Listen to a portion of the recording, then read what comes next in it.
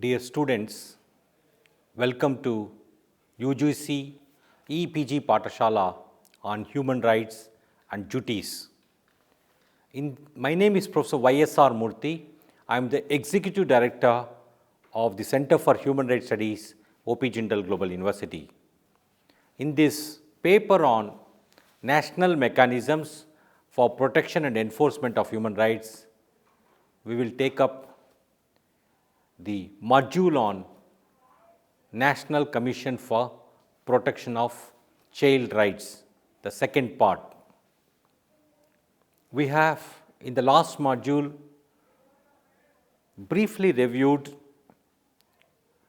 the Commission for Protection of Child Rights Act, the structure, function and role of the NCPCR, and we will see this in greater detail today. To again give you the context, the Universal Declaration of Human Rights proclaimed in its very first article that all human beings are born free, equal in dignity and rights, and the International Bill of Rights was subsequently adopted.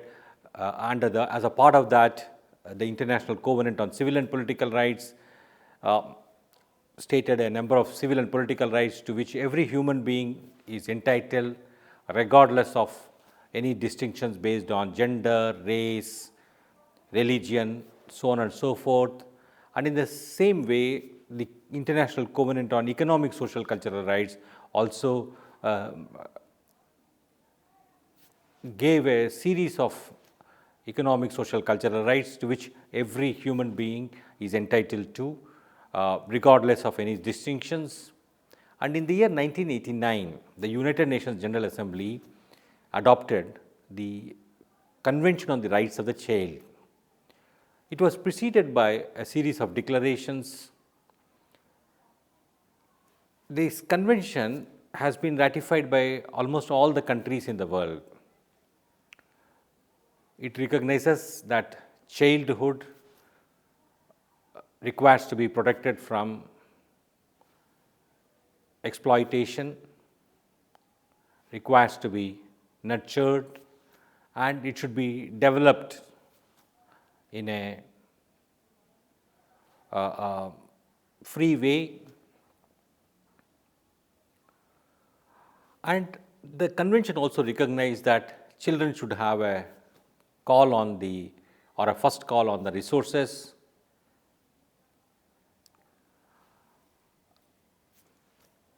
We have also seen the Constitution of India has made a number of provisions in the fundamental rights as well as directive principles which have great relevance for the rights of the children. And the Indian Parliament has also enacted many legislations which seek to protect the rights of children. We have earlier on covered the national institutions for the protection of human rights and the National Commission for Women, Minorities, the National Commission for Scheduled Castes, the National Commission for Scheduled Tribes. So in this module, we will take up the National Commission for Protection of Child Rights for a detailed and further examination. What are the learning objectives for this module? At the end of this module, you will understand the wide range of activities which are carried out by the National Commission for Protection of Child Rights. You will also be in a position to identify the areas in which there exists potential for this commission to perform better. NCPCR is entrusted with a wide range of functions, including review and recommending measures on safeguards available for the protection of child rights. These include constitutional safeguards, legal safeguards, and it shall also inquire into specific complaints of child rights violations, inspect institutions meant to keep children such as observation homes, recommend guidelines on specific matters concerning child rights, promote research in the field of child rights, and then NCPCR is required to conduct various programs and initiatives aimed at spreading awareness around issues affecting the welfare of children in India. It is also entrusted with the specific functions of monitoring and implementation of provisions under the POCSO Act, under the Right to Education Act. The NCPCR's focus in discharging its functions is on the following. For instance, it wants to build public awareness and create a moral force in the country to stand by children and protect their rights. It wants to generate national conscience that captures the imagination of each citizen to take pride in the nation because it takes care of all of its children. NCPCR wants to look at the gaps in the policy framework and the gaps in the legal framework and make recommendations while government makes its own policies. NCPCR wants to take up specific complaints for redressal of grievances and also take up suo motu cases, summon the violators of child rights and recommend to the government or the judiciary action based on an inquiry. It is also required to do proper research and documentation. These tasks of NCPCR ought to be done in a manner that the child is regarded as an individual with a character and a mind of her own, and not to be patronized in a relationship of benefactor and beneficiary. There is no favor to the child, and it is the duty of the state to fulfill its obligation, and it is the duty of the society to create an environment where the child is in the center of all decisions pertaining to the child. Now, let us take up appraisal of the National Commission for Protection of Child Rights activities. It is supposed to draft, sponsor, disseminate a number of guidelines, and it has done. For instance, for organizing child-friendly melas and large gatherings, they were drafted after two pilot projects, one in Krishna Pushkaram in Andhra Pradesh, and the second one was in Paush Mela in West Bengal. And it has given guidelines for regulating private play schools for the children in the age group of 3 to 6 years, and guidelines for monitoring NCPCR and SCPCR in relation to POCSO for roles and functions for various stakeholders. And it has also given guidelines on training programs on child rights issues and regulating children participation in TV serials, reality shows and advertisements, and for eliminating corporal punishments in schools.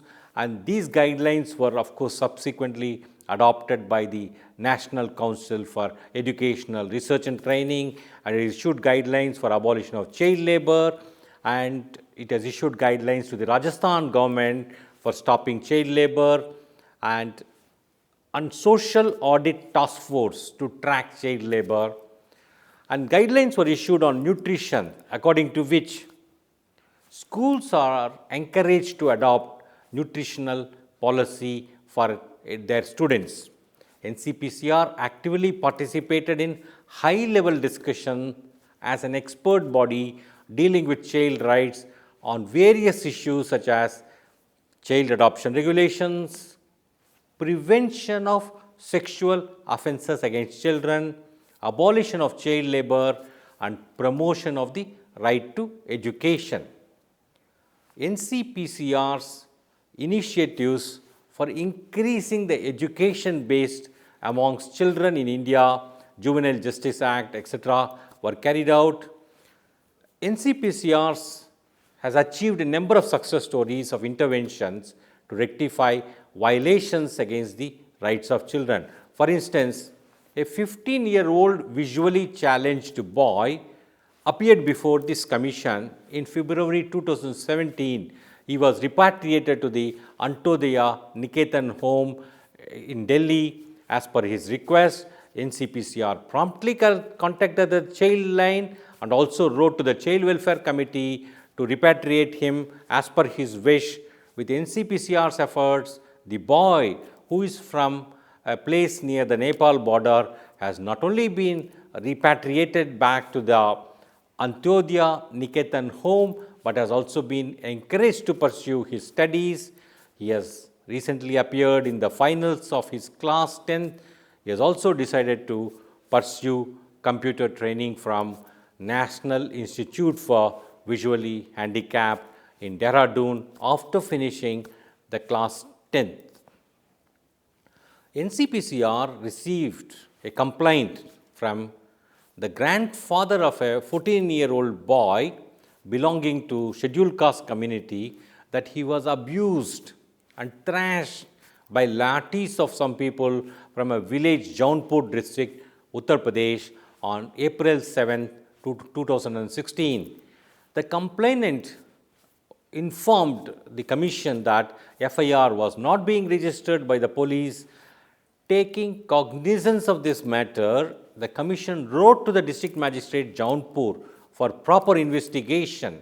Subsequently, an FIR was registered against the accused persons, and after finding sufficient evidence during investigation, a charge sheet was also filed in the court within a month. A complaint was received by the NCPCR in August 2015 about kidnapping of a girl from West Delhi. The commission wrote to the Deputy Commissioner of Police, West District, Delhi, asking him to take speedy action in this matter. With the commission's intervention, the girl was subsequently recovered on 18 August 2015, and the 5 accused in the case were also arrested. Now let's take up another case. An activist of Delhi-based non-governmental organization called My Home India informed NCPCR in June 2015 about the presence of a girl in an ashram of Dilshad Garden in New Delhi who could recall her hometown and other vital information about her family. The NCPCR immediately wrote to the district magistrate Sarguja with a request to make necessary arrangement to restore this girl back to her parent. The girl is now living with her parents. Let's turn to another complaint. In February 2016, NCPCR received a complaint about kidnapping of a minor girl from Mandi and in this Himachal Pradesh. In this case, commission wrote to the Superintendent of Police Shimla for taking suitable action for the recovery of the minor girl. The girl subsequently was recovered and handed over to her parents. 3 kidnappers were also arrested. Now, yet in another instance, a complaint was received in the NCPCR in May 2016 about kidnapping of a minor girl from southwest Delhi. The commission immediately wrote to Delhi police for initiating appropriate and urgent action for recovering this minor girl. The girl was recovered from the place of the accused person and was sent to Nirmal Chaya. The accused was arrested and sent to judicial custody.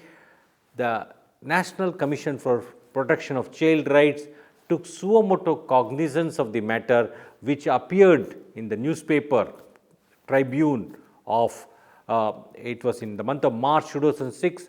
It was about acid attack on 5 school girls from the government senior secondary school Dera Baba Nanak, Punjab. The commission wrote to the senior superintendent of police Gurdaspur asking him to take urgent and appropriate action in this matter.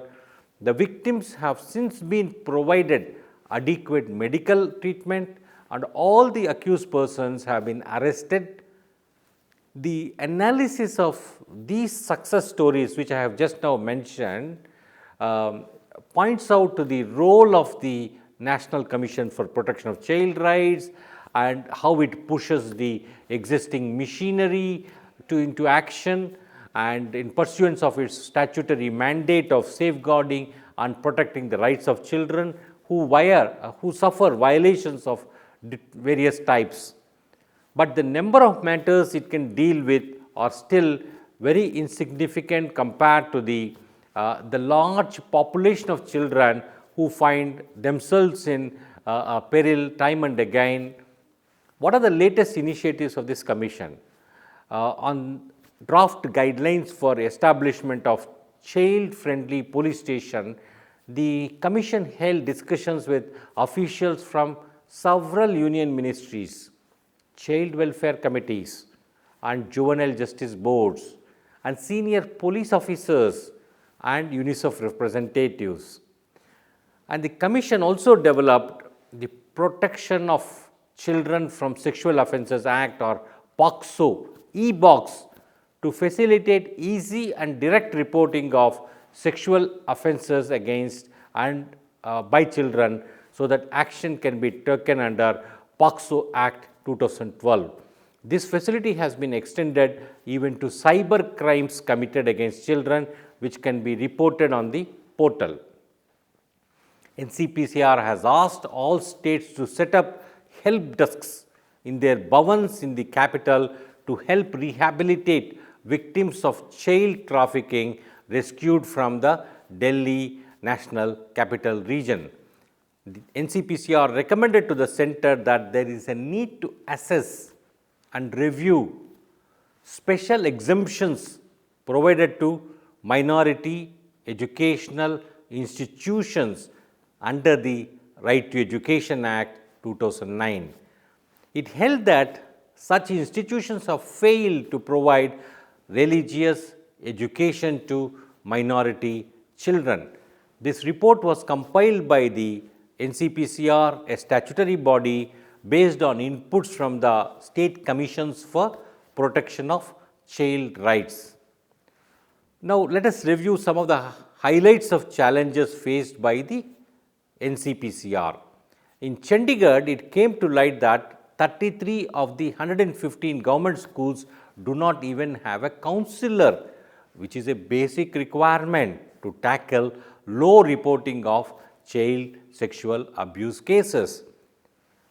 NCPCR has initiated various measures for the eradication of child marriages in line with the Prohibition of Child Marriage Act 2006. However, recently it came to the notice of the Commission, despite a mere 15 cases registered under this Act in Odisha, the period 2015 to 16 saw a whopping 1,400% increase in the child marriage in the state.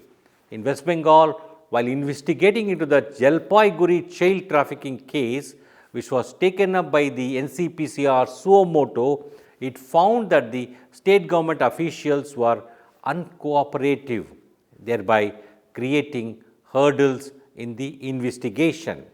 Now, let us take up the assessment of the NCPCR. When we look at various activities of the Commission, we find that it has been proactive in its efforts.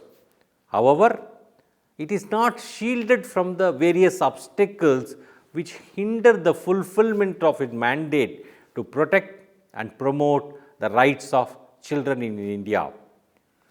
Moreover, when dealing with various issues under different legislations, it requires a definite strategical framework which seems to be lacking.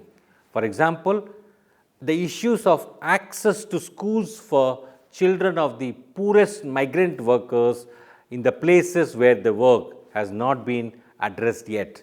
Moreover, sexual offences against children are on the rise, and the NCPCR's present strategy doesn't seem to be working or needs a massive upgradation or reform. According to a report, an RTI query revealed that as of March 2012, the NCPCR received 2,850 complaints regarding the Right to Education Act. However, it has been able to resolve just 692 cases, or merely 24% of that lot. Like breaking down year-wise numbers, it resolved in the year 2011 only 54% of the cases, and 2011 to 2012 only about 6%. This reflects the inability of the NCPCR to effectively deal with its complaint load.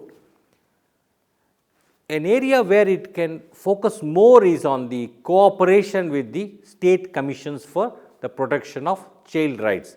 Many states are yet to even establish such state commissions, and in places where they have been established, some of them suffer from poor infrastructure or neglect. NCPCR should take up their cause and advocate for fully functioning state commissions which can be its eyes and ears in that particular state. So, thus close coordination with SCPCRs will greatly benefit the child rights movement and also enhance the coverage of the child friendly legislations and guidelines which are currently in place.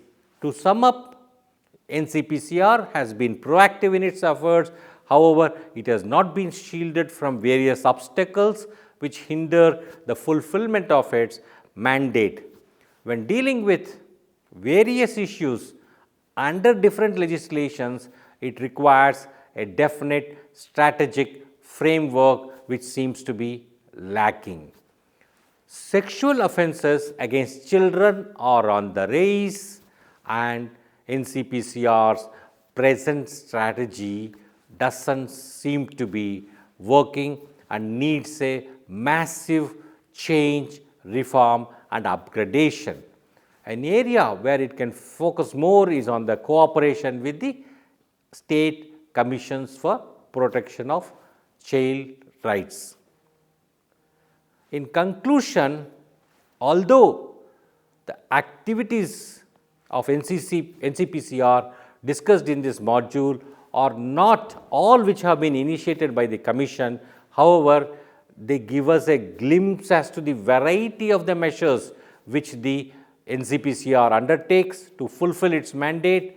There are numerous other issues where NCPCR's involvement has not yielded desirable effects, although the Commission is strapped by numerous challenges to its institutional framework and operational working. These need to be resolved for the Commission to function effectively. We have seen the importance of the protection of the child rights. We have seen the creation of NCPCR at the national level and the state commissions for protection of child rights. We have also seen how there are a number of challenges. What is required is a proper coordination between these bodies. What is required is that these bodies should be given a freedom to operate. These bodies should be strengthened, and they should be given resources, and they should be given the sufficient independence, and they should be given proper cooperation by the state authorities, so that the childhood is protected from exploitation, so that children can blossom, so that child rights are do not remain merely on the paper but become a reality. Thank you.